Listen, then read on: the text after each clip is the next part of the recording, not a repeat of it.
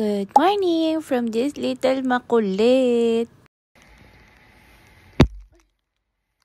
Sobrang makulimlim, hindi namin mapaarawan si Shoti.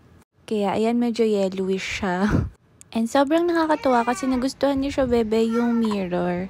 Lagi na siya nag-hide dun sa mirror. And every morning ganito yung eksena. Tingnan niyo yung face ni Shobebe, nagpapatulong na. Lagi kasi siya kinukulit ni Ate Blair, kaya ayan. So, nagpaiwan kami sa room. Si Shobebe nasa baba with Blair. And I'm just gonna take a quick nap. I'm so sleepy. Ito si Shoti. Hey, Shoti! Ako niya, pero okay na rin yun.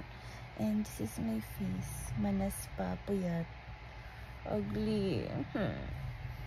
After taking a quick nap, I had to work kasi maraming nagpa-name decals. Bili na kayo ng lunchbox. And ito si Shobebe, nagpapabuhat na siya. Medyo natagalan kasi ako, ang dami kong tinapos. And ito, nag-chill lang kami ni Shoti. Ayan, after niya mag-feed, dinadapa ako siya para ma-burp agad.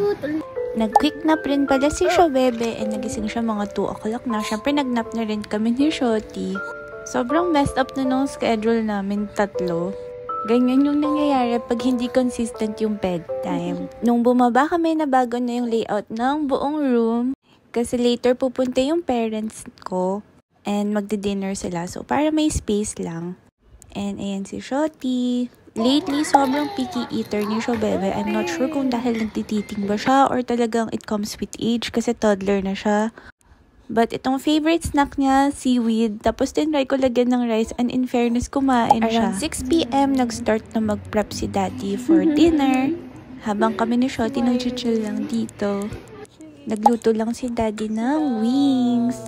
Pero nag-order din naman kasi kami ng food. So ayan yung mga food and andyan na rin yung parents ko. Ayan, pati yung lola ko dumating. And kumain lang kami ng dinner. After that, umalis na rin sila and inabot na nga kami ng 9 p.m. And it's time for bed na.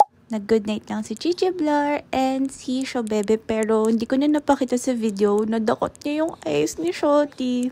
So anyway, that's our day for today. Ayun lang, bye!